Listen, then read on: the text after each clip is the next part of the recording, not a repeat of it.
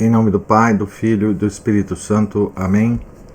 Ave Maria, cheia de graça, o Senhor é convosco. Bendita sois vós entre as mulheres, e bendito é o fruto do vosso ventre, Jesus. Santa Maria, Mãe de Deus, rogai por nós, pecadores, agora e na hora de nossa morte. Amém. São José, rogai por nós. São Felipe Neri, rogai por nós.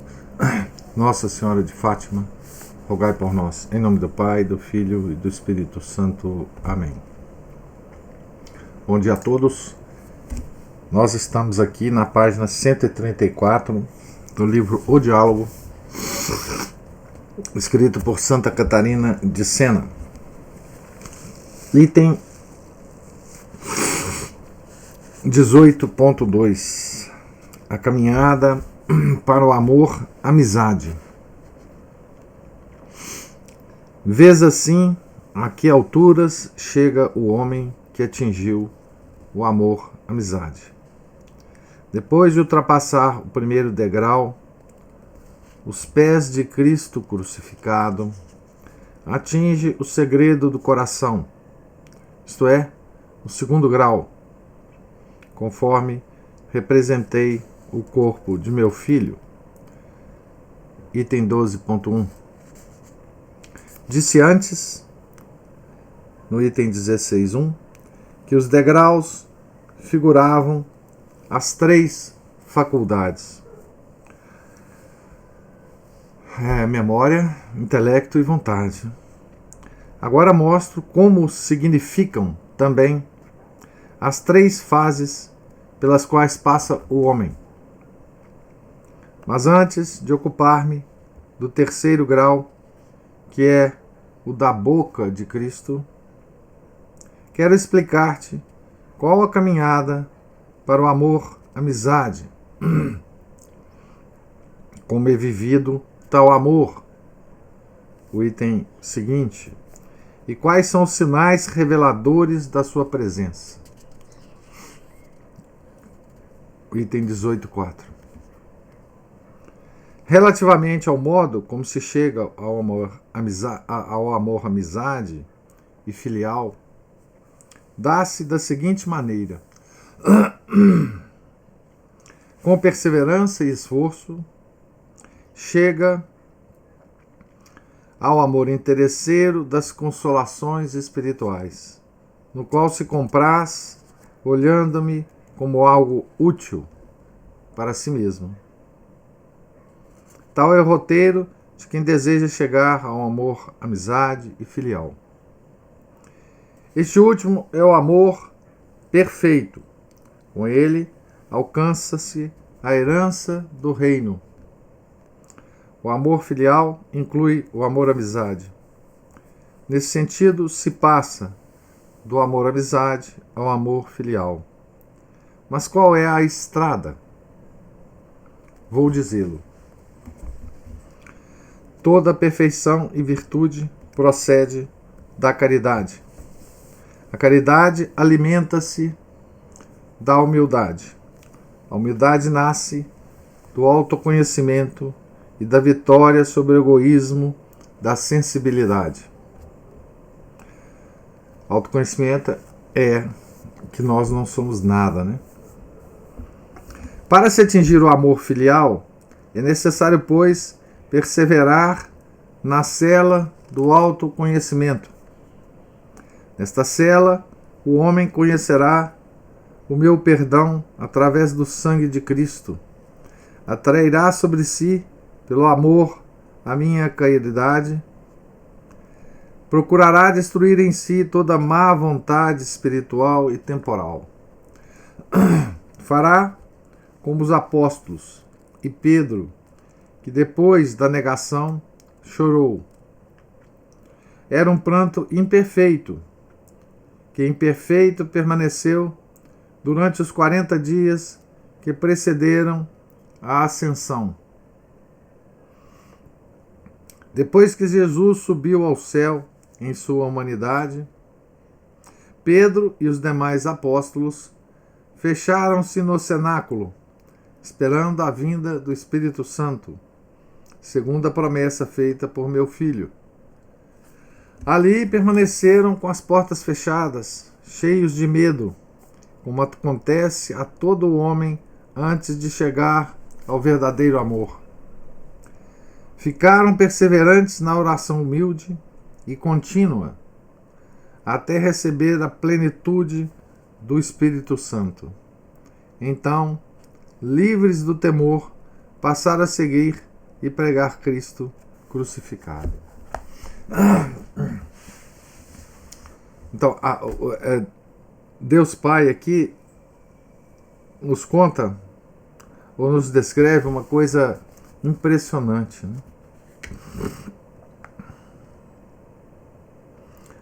Ele lembra do choro de Pedro depois da negação, o arrependimento, né?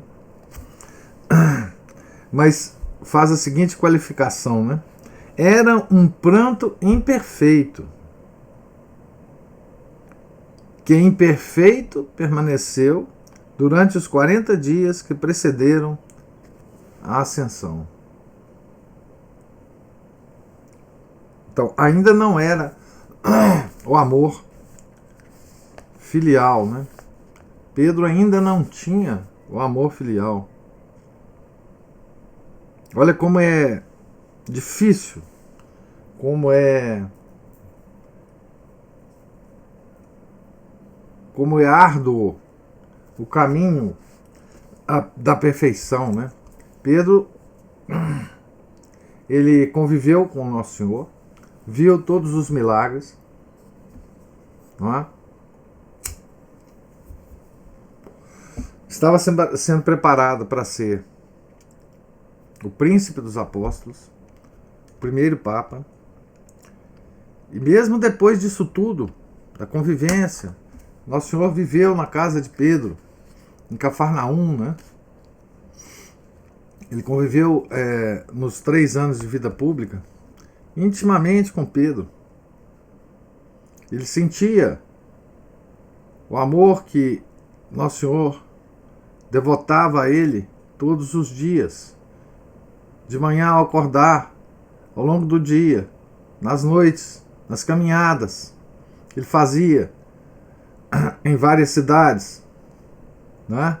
Quando ele dormia ao lado de Nosso Senhor, na casa dele, Pedro, ele abrigava Nosso Senhor. Mesmo assim, nesse momento, ele ainda tinha um pranto imperfeito, né? E só depois de Pentecostes que a coisa vai mudar, né?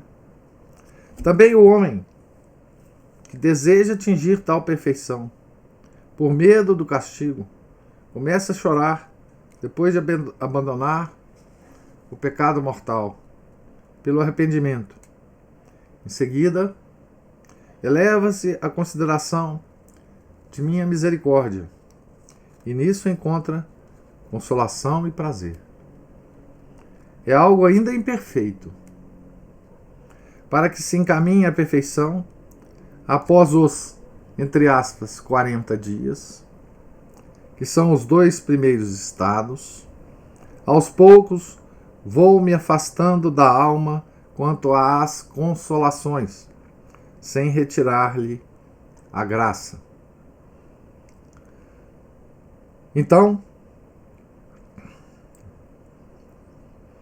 o abandono do pecado mortal através do arrependimento, das confissões, né?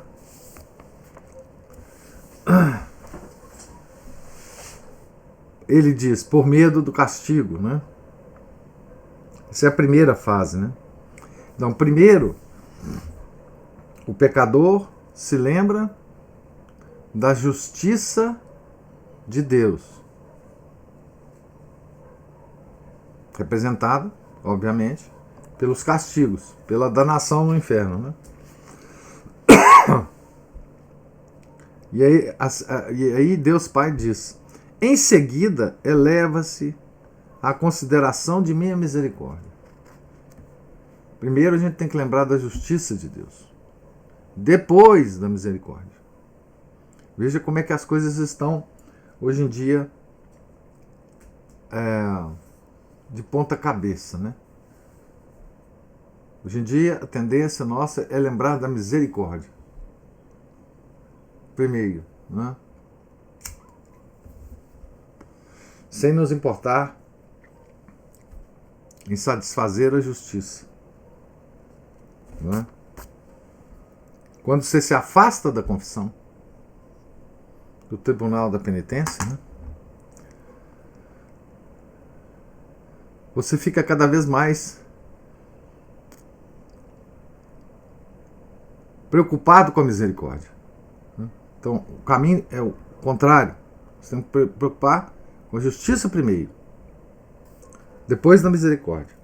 Aqui, Deus fala o seguinte, que a misericórdia, qual que é a manifestação da misericórdia dele para esse pecador que está caminhando no caminho da perfeição? Né? É através das consolações. Né? Mas aí Deus faz um movimento, né? Respondendo ao movimento do pecador que quer trilhar o caminho da evolução espiritual. Né? Ele retira as consolações sem retirar-lhe a graça. Foi quando Jesus revelou aos discípulos ao dizer: irei e voltarei a vós. João 14, 27. Tudo quanto ele dizia a eles em particular, afirmando-o igualmente para todos os seus contemporâneos e as gerações futuras. Irei e voltarei a vós, disse ele, e o fez. Voltou quando o Espírito Santo desceu sobre os apóstolos. De fato, já te disse, item 12.5, que o Espírito Santo não vem sozinho, mas com meu poder, com a sabedoria do Filho e com a própria clemência, pois ele procede do Pai e do Filho. Pois bem, afirmo-te que para libertar o homem da imperfeição, do amor servil e interesseiro, afasto-me da alma quanto às consolações. Quando se achava no pecado mortal, o pecador estava longe de mim. Por sua culpa, eu me afastara dele quanto à graça. Havia-se fechado a porta do desejo por culpa sua, sem responsabilidade do sol divino. Ao tomar consciência das próprias trevas, ele abre as janelas, vomita a podridão do pecado pela santa confissão. Então, pela graça, volto à sua alma. Se me afasto, é quanto às consolações, não quanto à graça. No modo explicado acima. Ajo assim para que a pessoa se humilhe. Procure-me com empenho, seja provado quanto à fé e se torne prudente. A tais alturas, se o cristão me amar desinteressadamente, com fé viva e desapego de si, alegrar-se-á nas adversidades, achando-se indigno de viver no sossego e descanso da mente. Mas este já é o segundo assunto dos 3 de que falei antes.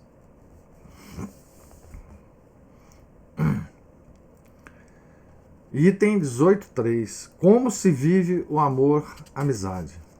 Então aqui Deus explicou, né, o caminho do pecador para o amor-amizade e qual é o comportamento dele em relação a este pecador.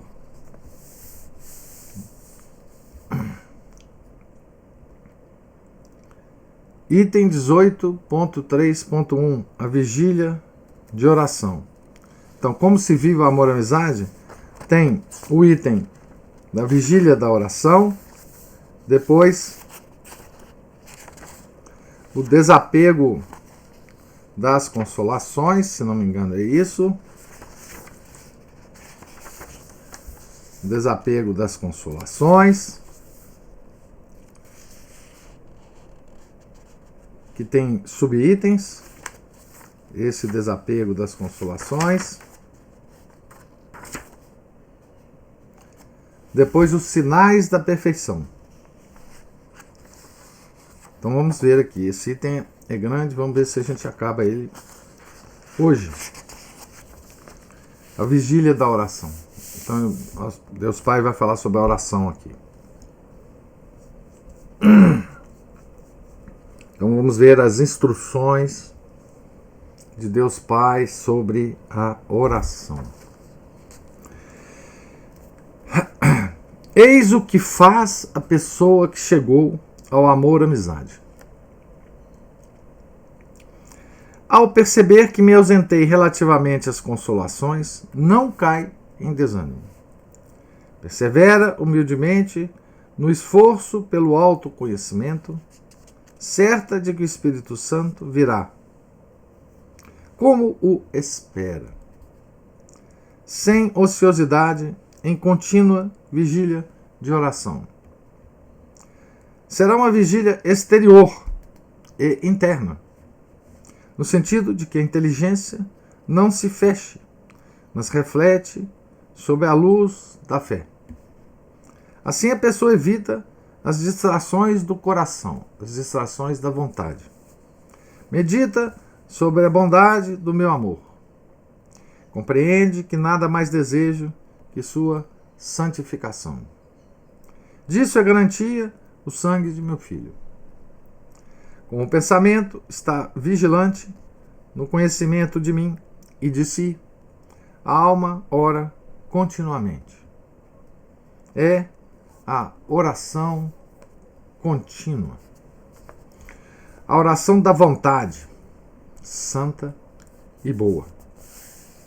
A pessoa permanece também na oração exterior, feita nos tempos determinados, conforme as prescrições da Santa Igreja.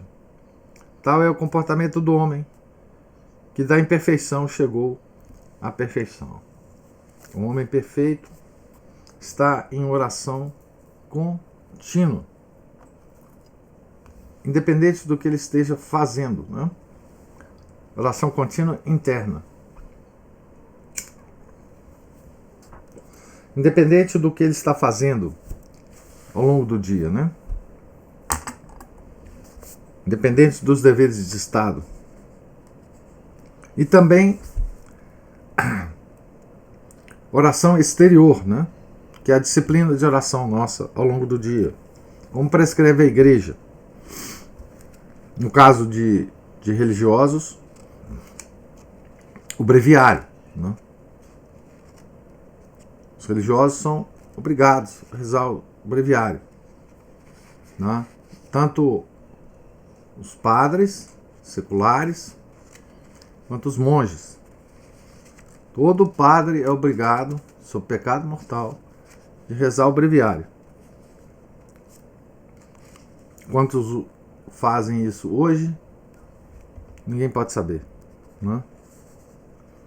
Nós podemos imaginar, mas para que a alma atingisse esse grau, dela me afastara quantas consolações.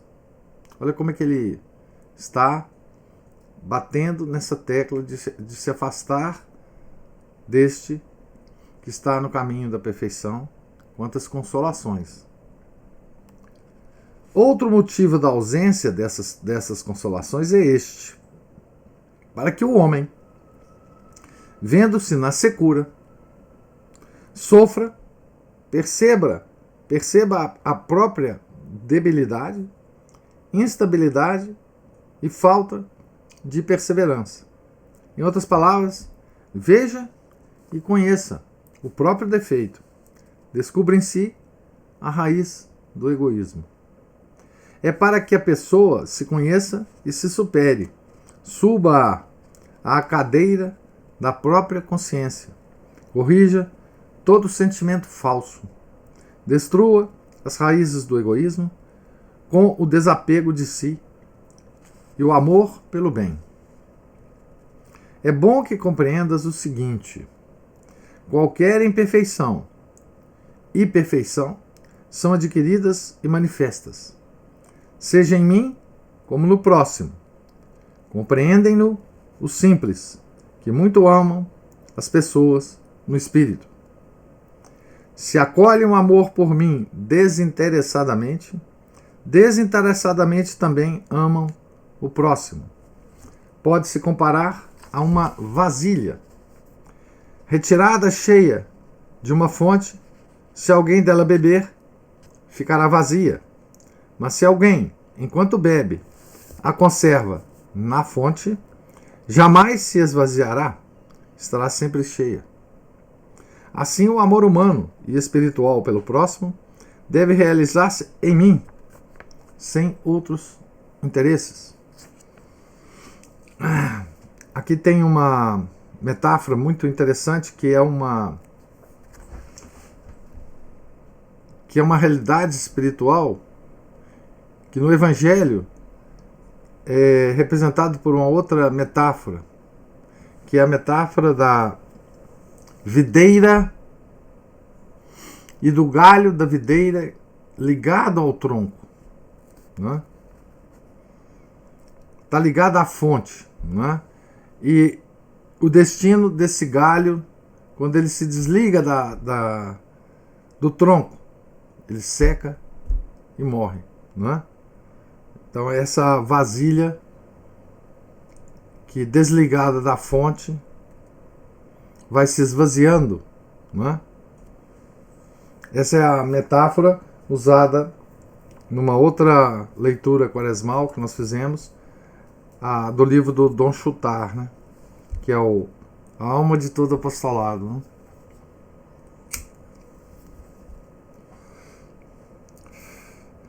E lá ele fala a respeito daquele homem que quer fazer um apostolado e com o próprio apostolado, vagarosamente, ele se descuida das orações, das práticas religiosas, em nome do apostolado, e vai então se parecendo cada vez mais com aquele galho que se desliga, o galho da videira que se desliga do tronco, vai secando, né? Aqui é uma outra metáfora também para essa realidade espiritual, né? Que Deus está nos ensinando, nos apresentando, né? Eu vos peço que me ameis com a mesma caridade que vos amo, com que vos amo. Tal coisa não podeis realizar diretamente a meu respeito, pois eu vos amei antes de ser amado. Qualquer ato de amor vosso por mim é devido, não gratuito. Sois obrigados a me querer bem. Eu amo-vos espontaneamente, sem qualquer obrigação. Não, relativamente a mim, não tendes a possibilidade de cumprir o amor que peço. Não tendes a possibilidade de cumprir o amor que peço. Para isso, dei-vos um meio, o próximo. Que ele está entrando em mais detalhes, né? Daquela coisa que ele já ensinou a Santa Catarina, que é o amor a Deus se realiza no próximo. No próximo. Né? Por quê? Porque ele fala, não tendes a possibilidade de cumprir o amor que peço. Não temos a menor possibilidade de retornar a Deus o amor equivalente ao que Ele nos tem. Né? Então, para isso dei-vos um meio, o próximo. Com referência a Ele, podeis fazer o que é impossível para comigo. Podeis amá-lo gratuitamente, sem interesses pessoais. Ora, Considero feito a mim o que fazeis para os homens. Foi isso que o meu filho deu a entender a Paulo, que perseguia os cristãos, dizendo-lhe: Saulo, Saulo, por que me persegues? Atos 9:4. Meu filho considerava realizada contra mim a perseguição feita contra os cristãos. Porque me persegues. Há de ser desinteressado o amor pelo próximo. Deveis amá-lo com a mesma caridade que me amais. Sabes como uma pessoa percebe que seu amor espiritual pelos outros é imperfeito? Olha a dica que Deus Pai está nos dando aqui, né? Se fica triste, então, qual que é a marca da imperfeição do amor ao próximo, né? Se fica triste ao notar que aquele que é amado não corresponde com a mesma intensidade de amor. Evita sua companhia, não procura agradar, demonstra maior atenção para com os outros. Se você ficar triste com isso, é a marca da imperfeição do seu amor ao próximo, né? Semelhante tristeza evidencia que a caridade por mim ainda é fraca. Mostra que o cristão ainda está bebendo fora de mim.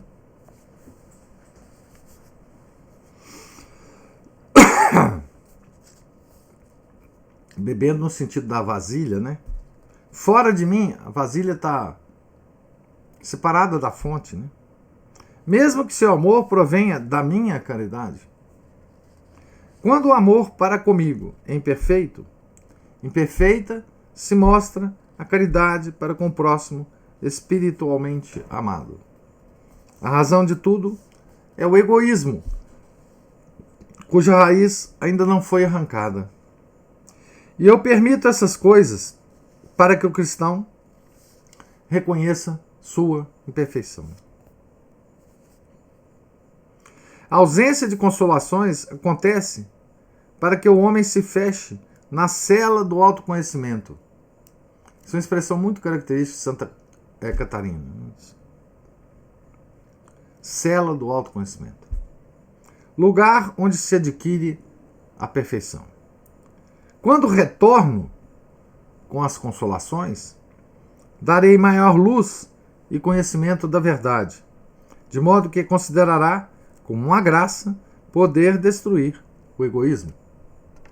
Já não cessa de podar a vinha da própria alma, de arrancar os espinhos, que são os maus pensamentos, de assentar as virtudes no sangue de Cristo, conforme as encontrou ao seguir as pegadas da sua ponte.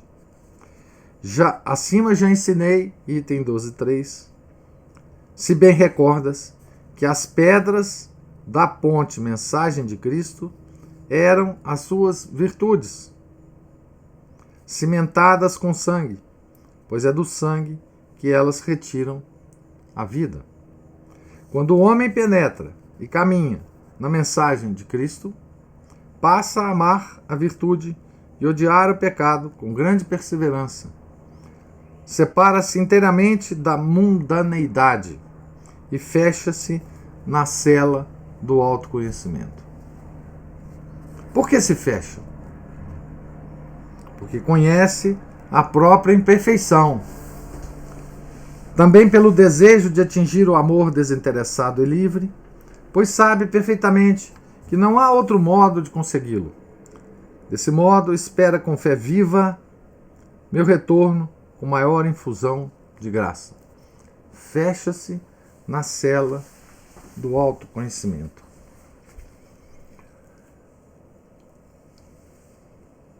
Por que que fecha? Não é? Por que que fecha? Porque conhece a própria imperfeição. Então precisa ficar fechado. Não pode deixar nada entrar, né? porque conhece a própria imperfeição. Em que consiste a fé viva? Desse modo, espera com fé viva, né? Em que consiste a fé viva?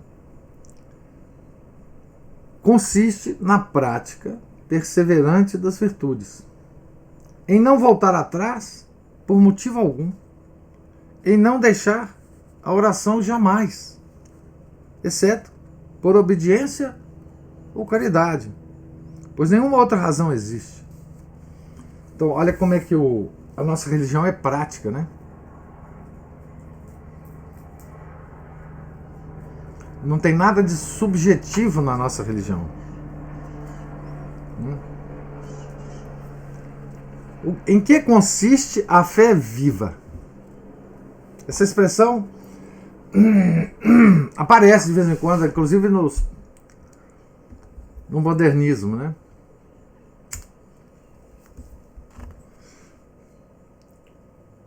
Mas olha como que Deus fala aqui, né?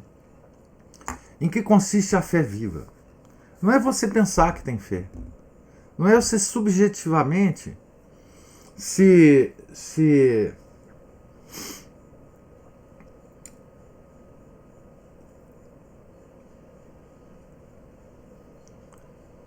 imbuir de que você tem fé.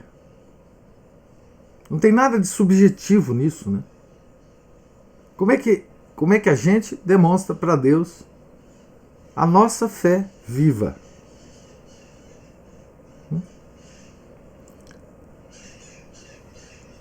Consiste na prática perseverante das virtudes, na prática, em não voltar atrás por motivo algum, em não deixar a oração jamais, exceto por obediência ou caridade, pois nenhuma outra razão existe. Ou seja, se você tiver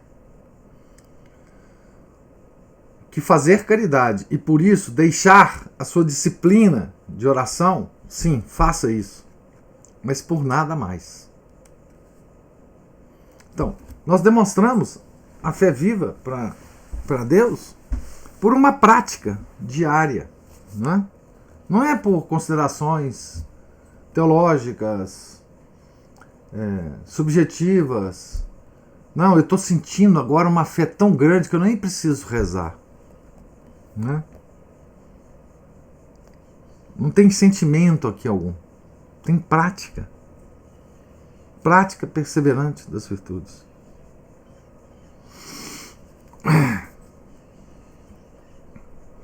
Como isso se afasta da besteira, da bobagem, da heresia de Lutero, né? Da sola fide. Digo isso porque muitas vezes, durante o tempo reservado à oração, o demônio se apresenta através de muitas tentações e dificuldades, mais do que acontece em outras ocasiões. Porque para que o orante sinta tédio na oração, sugere-lhe o demônio, né? Abre aspas para o demônio.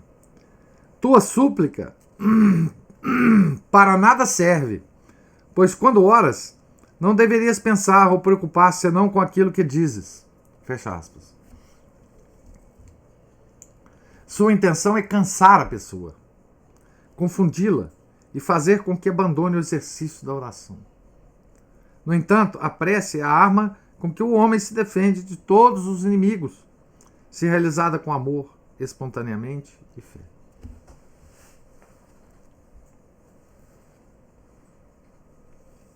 Então, essa sensação que a gente tem, de que a gente nunca está concentrado o suficiente para a oração, que essa oração da gente não valeu nada, porque a gente estava pensando em outras coisas.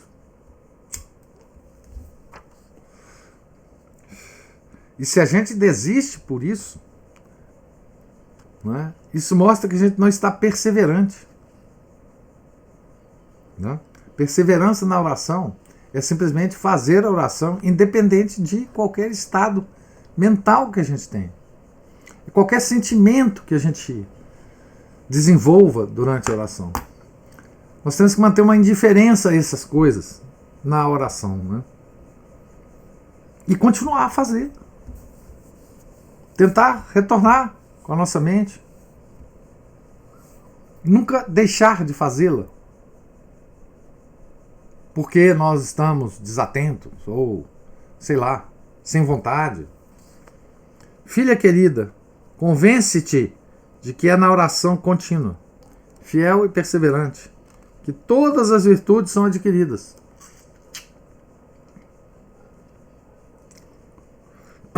Mas é preciso perseverar, nunca a deixar, nem por ilusão do diabo, nem por fraqueza pessoal, quais sejam os pensamentos e impulsos íntimos, nem por conselhos alheios.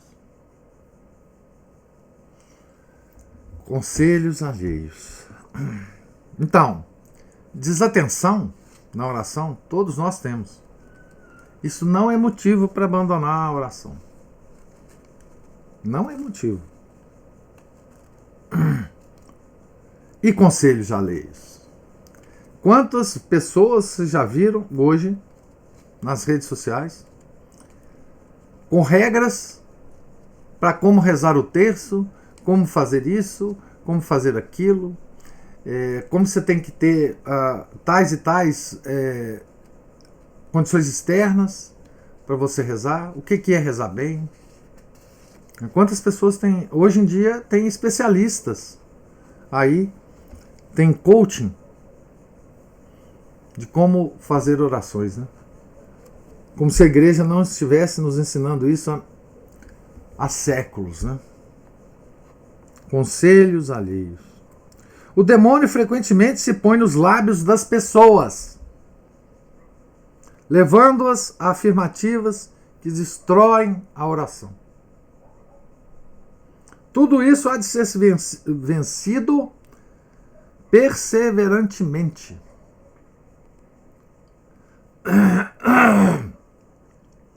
Como é agradável ao orante e a mim a prece feita na cela do autoconhecimento.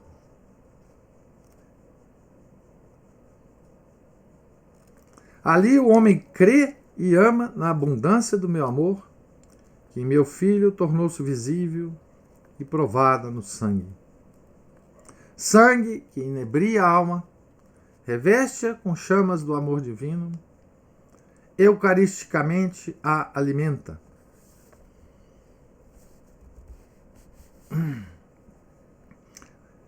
Como é agradável ao orante a mim a prece feita na cela do autoconhecimento. Que cela é essa?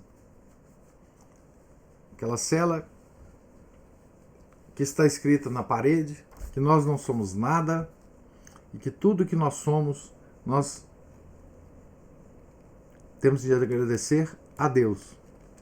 Não somos nem capazes de amá-lo como ele merece. Então, é com essas considerações que nós devemos rezar, não é? Na cela do autoconhecimento. Não é? Foi na despensa da hierarquia eclesiástica que eu guardei o corpo e o sangue do meu filho, perfeito homem e perfeito Deus, pois entreguei aos sacerdotes a chave do sangue a fim de que a distribuíssem. Já te falei sobre essa despensa. Item 12.3. Construídas sob a ponte Cristo para alimentar e fortificar os viandantes e peregrinos que caminham segundo a mensagem do meu filho, impedindo que morram de fome. Tal alimento fortifica de acordo com o amor de quem o recebe, seja sacramentalmente, seja espiritualmente. Aqui tem uma nota dizendo que isso vai ser comentado mais adiante, né? Esse amor de quem o recebe. proporcional ao amor de quem o recebe. E aqui ele fala rapidamente, de passagem, né, sobre a comunhão sacramental e a comunhão espiritual, né, que é tão sugerida, né, por muitos santos, né, sobretudo Santo Afonso Maria de Ligório, né.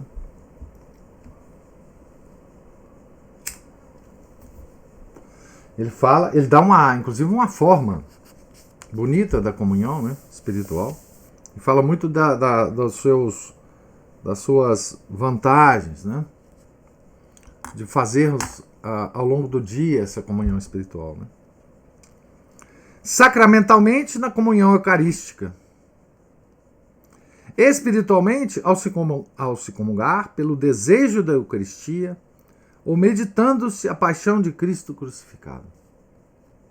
Esta última é uma comunhão de amor no sangue, que por amor foi derramado, comunhão espiritual, né? Nela a pessoa inebria-se, inflama-se, fica saciado no desejo santo, cheia de amor por mim e pelos homens. Mas onde se alcança tudo isso? Na cela do autoconhecimento e na oração. Quando o homem deixa de ser imperfeito, como acontece com os discípulos e Pedro ao atingirem a perfeição. Depois de Pentecostes, né? Quais são os meios necessários? Os meios para essa prática. Veja que não tem nada de subjetivo aqui. Não tem nenhum sentimento envolvido, né? Quais são os meios necessários?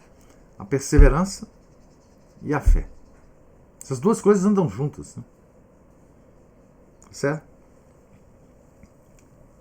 Não creias que para alcançar tamanho fervor e tal alimento espiritual, baste a oração vocal.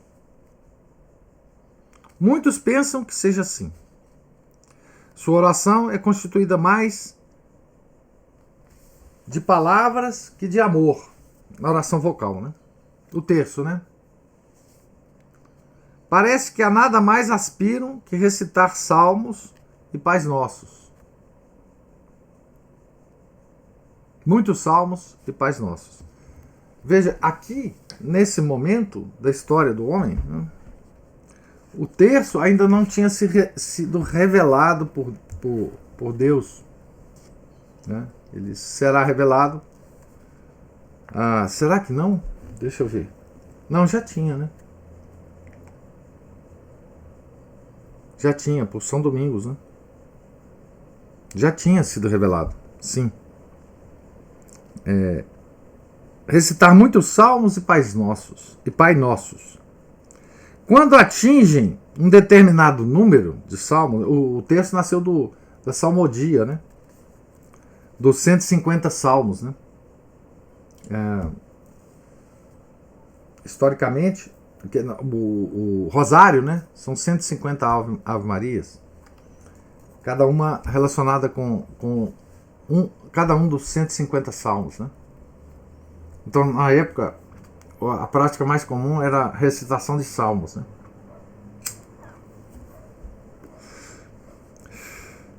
Quando atinge um determinado número, dão-se por satisfeitos. Para eles, a finalidade da oração está na recitação verbal. Não haveria de ser assim. Nada praticando além disso, tais pessoas pouco aproveitam e pouco me agradam. Dirás,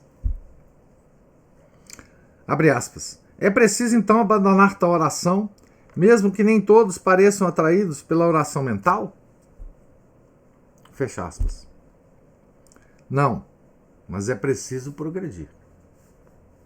Sei que o homem, antes de chegar à perfeição, é imperfeito. É normal que sua oração comece deficiente. Durante tal fase imperfeita, o orante deverá ocupar-se na prece vocal para não cair na inatividade. Mas mesmo então, Sua oração de palavras não deve ser feita sem a oração do espírito, da mente. Oração do espírito ou oração mental. Aqui eu estou lendo a nota, né? Para Catarina, a mente humana é algo bem superior ao simples pensamento racional. Para nós também, né? Então, oração mental, que é o que a gente chama de meditação, né? Enquanto pronuncia as palavras, eleve seu pensamento até mim. Considere seus defeitos em geral. Medite sobre a paixão de meu filho. No sangue de Cristo encontrará a plenitude do amor e a remissão dos pecados. Ao tomar consciência dos próprios defeitos, reconhecerá a minha caridade e será ajudado a perseverar na oração. Então olha que coisa incrível, né?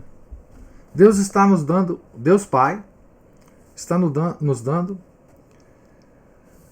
conselhos práticos de como fazer a oração verbal, vocal, ele chama aqui. Ele reconhece que nós temos que progredir da oração vocal para a oração mental. O termo que ele usa aqui. Mas ele reconhece que, mesmo na oração vocal, tá certo?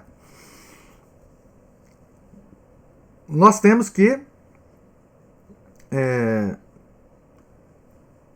adicionar a essa oração vocal o que a Santa Catarina chama a oração do Espírito.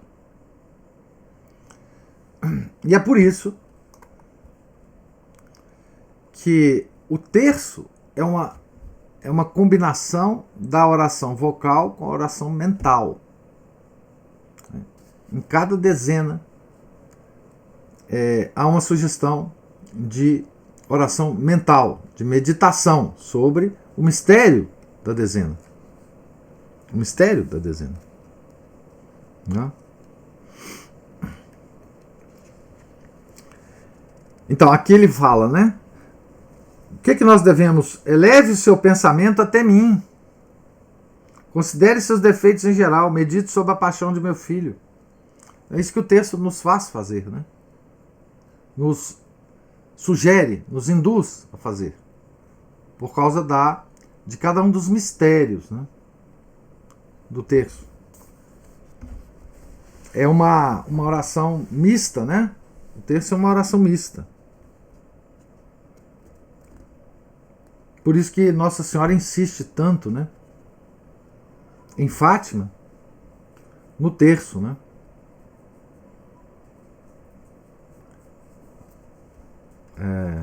Para que a gente reze diariamente o terço, né? Então, mesmo para aqueles que não façam oração mental como disciplina, né, o terço, digamos assim, ele acaba promovendo algo da oração mental, né?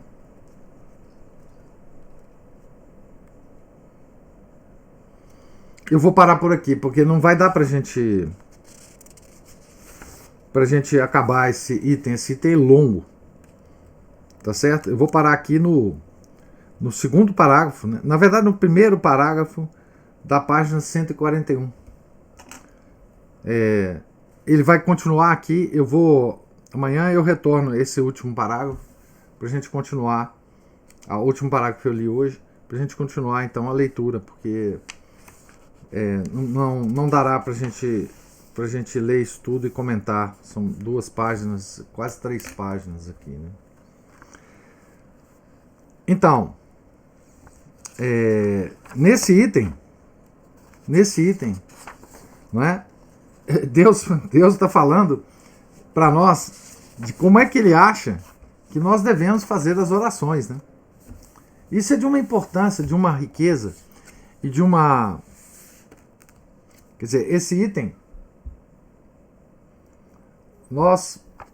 todos nós vamos ter que reler ao longo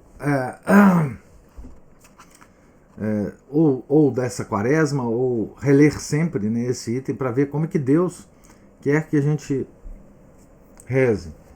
E eu só chamo atenção aqui, antes de passar a palavra aí para Ana Paula, que levantou a mão, eu só chamo atenção para vocês da objetividade da nossa religião.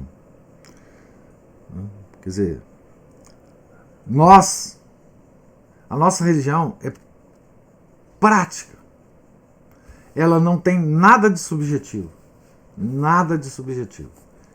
A gente demonstra a nossa religião praticando coisas ao longo do dia. Não pensando, não sonhando com coisas, não sentindo coisas. Né? Não sentindo coisas, mas fazendo coisas. Né? A Ana Paula levanta aí a mão, ou o Márcio, né? Não sei. Ei, professor, seu bom dia. Bom dia. Como você disse, né, é uma religião prática, né, e as pessoas precisam usar as informações para colocar em prática, né, com qualquer método pedagógico, né? Isso. Aquele objetivo comportamental. O próximo, já que tem essa questão aí da oração, e muitas vezes a pessoa acha assim, tô com o joelho calejado, eu rezo um rosário inteiro, naquele ritmo de metralhadora, né? E tem até uns textos interessantes na internet, eu gostaria de sugerir, né, para ser bem rápido, mais rápido hoje. Tem um que fala assim, a pressa é inimiga da oração. Então me dá um certo desconforto. E assim, no mistério não sei o que, contemplamos não sei o que, só pega um ar assim, Pai Nosso, Ave Maria, ué, que é isso aí? Isso é uma rajada de metralhadora? Então a pessoa precisa saborear melhor, né, até mesmo esses mistérios, né? Como os pastorinhos, Nossa Senhora revelou para os pastorinhos, né? Na devoção dos 5 sábados, rezem o rosário e façam companhia, meditem, né? Calculando ali os 15 minutos, né? Distribuindo esses 15 minutos pelos mistérios afora. É uma prática ruim que muita gente simplesmente não medita, metralha um texto em 15 minutos e pronto, acha que fez tudo. E então, há uns textos interessantes na internet, depois eu posso enviar o link pelas mãos de alguma pessoa caridosa e chega até o senhor e distribua para as pessoas. Tem um resumo do Tratado de Oração e Meditação de São Pedro de Alcântara, bem resumidinho, que isso torna as coisas bem fáceis de entender. Uma oração realmente mais profunda, contemplativa, meditativa, que é o que Deus, o Pai, sugere aí, né, e todos os santos sugeriam. A escala claustralium, do monge Guigo, né, que é a Lexia Divina, os passos da Lexia Divina, que é essencialmente aquele sistema monástico de oração meditativa. Não vai ser nada e vai gastar também, né, aviso ao pessoal, 8 horas por dia, mas se você gastar menos do que uns 20 minutos, sua oração está meio superficial. E outros, tem aqueles resuminho, né, do Santo Afonso que tem na novena, acho que de Natal, né, Nenê?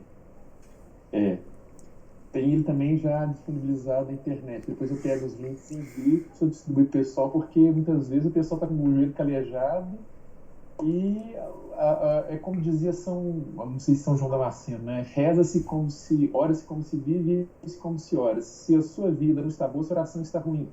Se a sua oração não for boa, sua vida será ruim também. Então, né, preciso ter dar essa turbinada na vida aí, né, da virtude, justamente a partir da oração. Isso. E é isso aí, obrigado.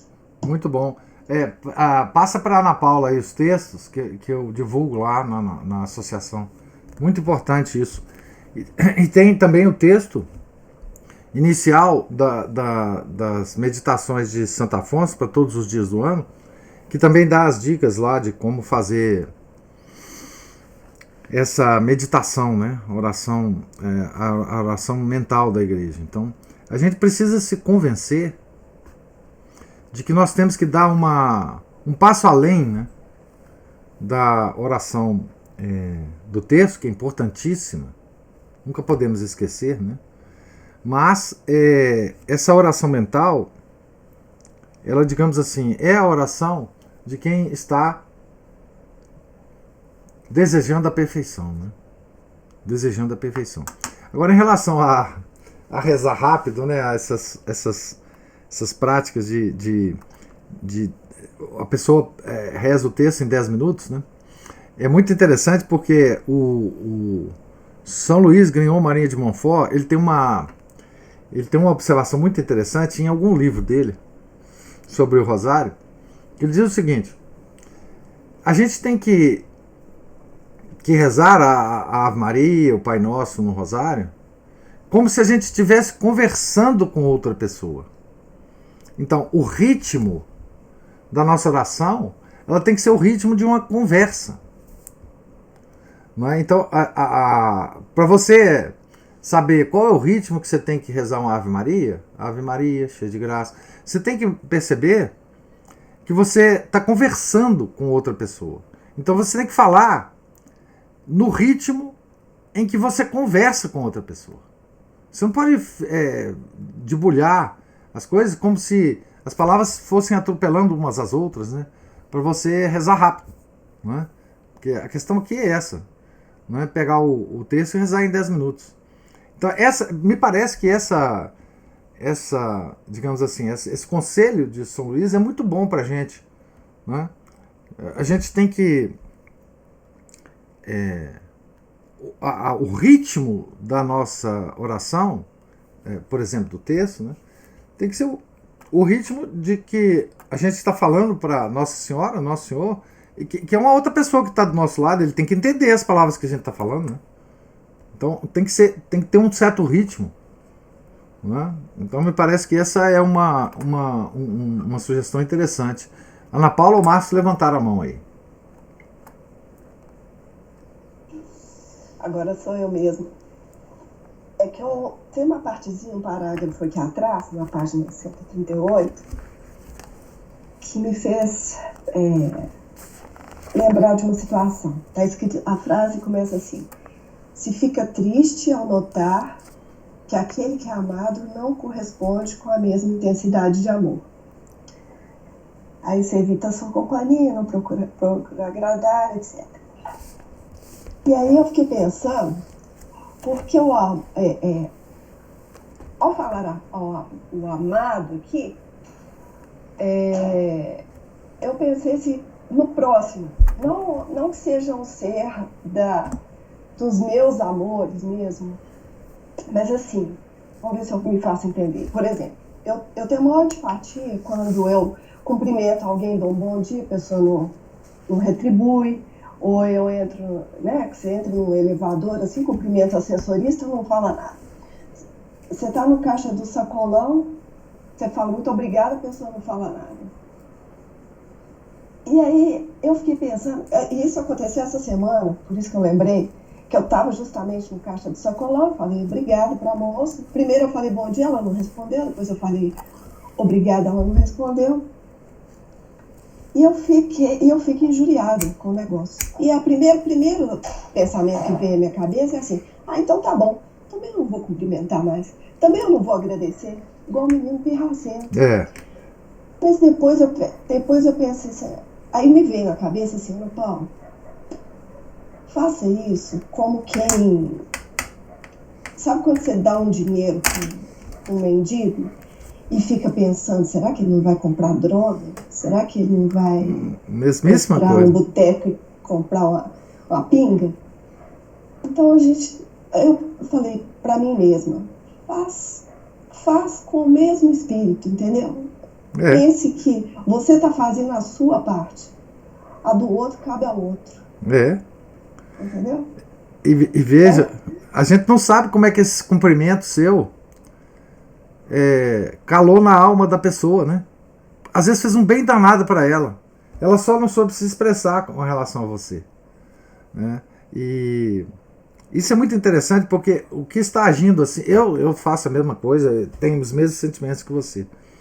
O que está agindo em nós nessa hora é o nosso egoísmo, é o nosso orgulho, é a nossa vaidade, não é? Então, Deus dá aqui um critério muito simples da gente se avaliar se o nosso amor é desinteressado pelo próximo. Porque se o nosso amor pelo próximo não é desinteressado, ele não será desinteressado em relação a Deus. Então, esse critério é de uma praticidade, uma coisa impressionante. Impressionante.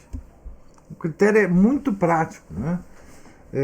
E esse negócio do cumprimento, ele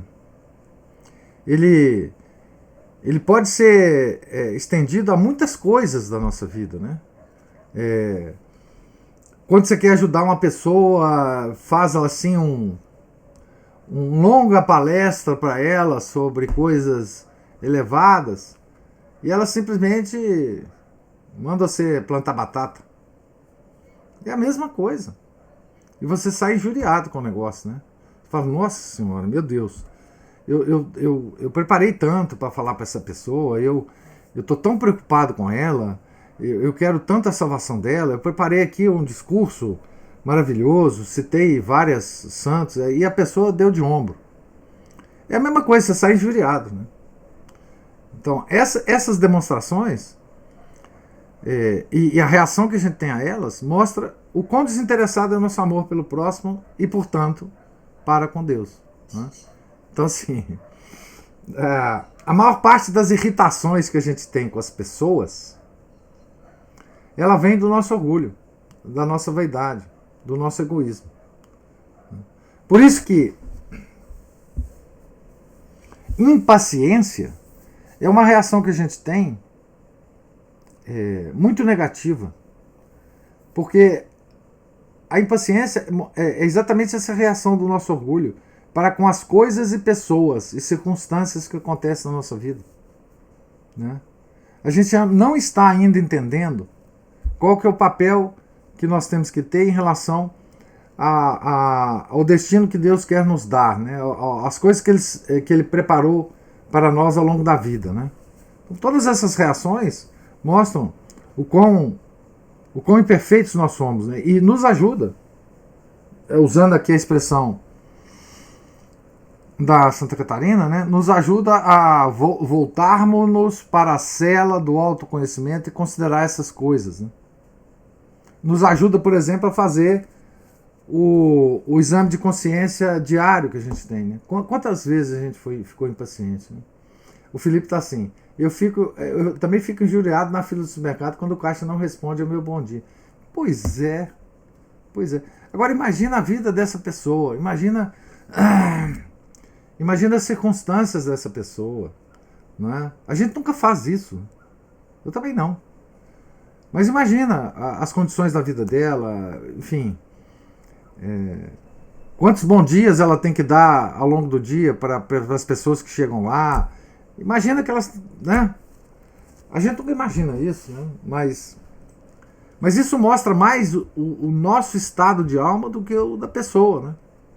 Nosso estado de alma, às vezes, está pior do que o da pessoa que não responde ao nosso bom dia, né? Porque a gente fica injuriado. Não, hoje a gente fica injuriado com tudo, gente. Outro dia nós estávamos discutindo, né? Numa outra oportunidade, essas coisas que nos irritam atualmente, né? Por causa do momento que a gente vive, né? A questão da máscara, a questão da exigência de máscara, a questão das pessoas, mesmo em ambientes que elas não são obrigadas a usar máscara, elas usam, né? E quanto que isso nos irrita, né? Muitas vezes comentam comigo, né? Nossa, eu estava caminhando na rua, e tinha um cara que estava caminhando, coisa e tal, de máscara, mas como que pode, etc. A gente fica irritado com isso. Quando que a gente não tem que ficar irritado com essas coisas? A impaciência nossa é extrema hoje em dia. Nós aprendemos a ser impacientes, né? Porque o que nos ensinaram, né? É que nós temos direitos inalienáveis. E quando um desses direitos a gente considera que seja desrespeitado, isso nos dá uma fúria, né? Enquanto que o autoconhecimento nos diz o seguinte: nós não somos nada. Tá certo? Não somos nada. Nós não temos que ficar impacientes com nada. Porque nós não merecemos nada. Isso é o autoconhecimento, né? Nós não temos merecimento algum, né? Não merecemos ter os bens materiais que nós temos. Não merecemos ter os bens espirituais que temos. Não merecemos nem a própria vida. Não merecemos a salvação eterna. Então, essa coisa dos direitos humanos, né, que nós estamos estudando lá na Revolução Francesa, esse negócio, ele nos pegou de tal forma, por isso que eu falo, nós somos revolucionários, né? Porque assim, nós somos cheios de direitos hoje em dia. A gente até critica, nós sabichões, né? Nós católicos tradicionais, nós que assistimos missa tridentina, né? Nós, de vez em quando, nós criticamos, né? Nós estudamos e criticamos a Declaração dos Direitos Humanos, nós vamos lá nos itens da declaração e falamos: olha que absurdo isso aqui, tá? Mas nós estamos encharcados dessa sensação de que nós temos direitos, puramente por sermos humanos, né? Então, é isso que nós somos, né? Uns seres que acham que têm direito a essas coisas, tem direito que o próximo nos note, não é? Que o próximo nos veja, que ele nos trate bem, que ele nos... enfim. E assim vai, né? Quer dizer, não só nisso, né? Mas em todas as nossas atividades, né? Por exemplo, na atividade de apostolado, eu conheço muita gente que fica desanimado e desinteressado, e eu acho que é até de certa forma justificado, né?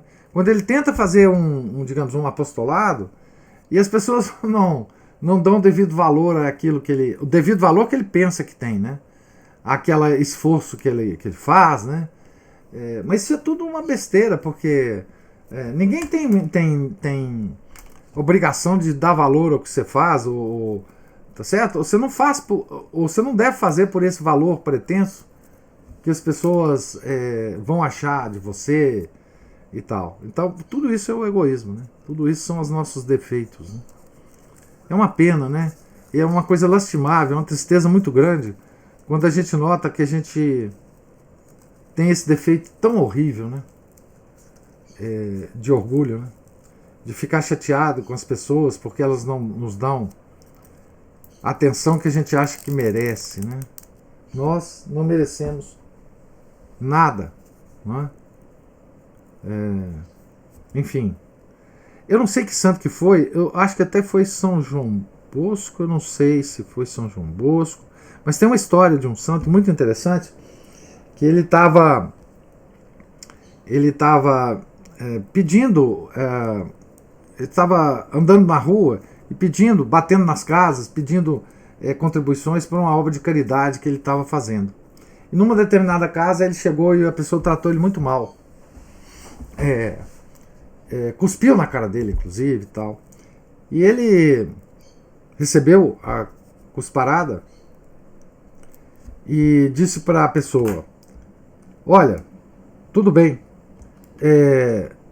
eu mereço realmente essa sua cusparada, mas aqui, os meus meninos que eu cuido não merecem. Então, mesmo assim, me ajuda. Mesmo assim, me dá uma contribuição. E essa pessoa que cuspiu no santo ficou tão transtornada com o que ela fez, que ela fez uma grande doação para a obra desse santo, né? Então você vê assim, é a diferença do comportamento de um santo, né? Você veja, se nós estivéssemos fazendo a mesma coisa que o santo, se a gente não ia voar na jugular dessa pessoa, né? Então, o santo, o que ele fez naquele momento? Ele falou: não, eu mereço isso. Eu mereço essa atitude que o senhor fez comigo. Mas meus meninos não merecem. Aqueles que estão lá precisando não merecem. Então, o Senhor me ajuda. Então, assim... Enfim, é lamentável a gente ver um exemplo do santo, né? E ver o que a gente faria na vida com esse tipo de coisa, né? Olha como que muda de perspectiva se a gente começar a olhar para essas pessoas, o caixa, o assessorista, o atendente de loja, o que for. Né? Eu estou falando dessas pessoas porque a gente convive com elas muito rapidamente, muito superficialmente. Né? Se a gente, na hora de dar um bom dia, de agradecer alguma coisa, a gente pensar simplesmente que a gente está cumprimentando a Deus, agradecendo a Deus. Não é aquela pessoa, é Deus. Está ali no lugar. É o que Deus Pai fala aqui, né? A gente está fazendo né? Por Deus. Por Deus. E pronto. E o que você recebe em troca você merece. Você não merece nada em troca. No fundo é isso. É a atitude que a gente devia ter, mas ninguém tem, né? Quem é que tem? Nós somos, por definição, seres irritáveis. Hoje em dia está todo mundo irritado com tudo. Com tudo. Nada nos tranquiliza. E a gente acha que o mundo está doido, entendeu? Isso que é impressionante. A gente acha que é o mundo que está doido. Mas a gente sempre se exclui do mundo. Sim. Nosso... O mundo tá doido, menos eu. Exatamente. Agora, sabe o que eu me interessei profundamente pelo seu comentário, Ana Paula? É o ascensorista. Você anda de elevador com um assessorista? Ando. E é mesmo? E o que o assessorista faz? Sim. Aperta os botões lá pra subir e descer. Porque eu achei que assessorista só era aqueles antigos que tinha aquela manivela que controlavam a manivela. Então tem hoje ainda aqueles caras que apertam o botão. Coisa. Tem elevador que não para em determinado andar, pula vai só até o tal. Mas você tá sofisticada mesmo, hein? Andando nessas coisas, hein? Sim. Nossa Senhora! Pra mim tem 20 anos que eu não encontro elevador assim. Ascensorista. É mesmo, mas prédio onde tem médico, mexe tem. Será? Muito grandes? Nossa, vários. Ascensorista. Eu achei que essa profissão tinha acabado, inclusive. Eu não me lembro, não, realmente. É uma profissão que eu considero inglória, porque Nossa você Senhora. fechado dentro daquela caixa, ali, não vê nada lá fora, não sabe se está chovendo, se tem sol. Aquela luz artificial branquinha, né? Aquela já é irritante mesmo.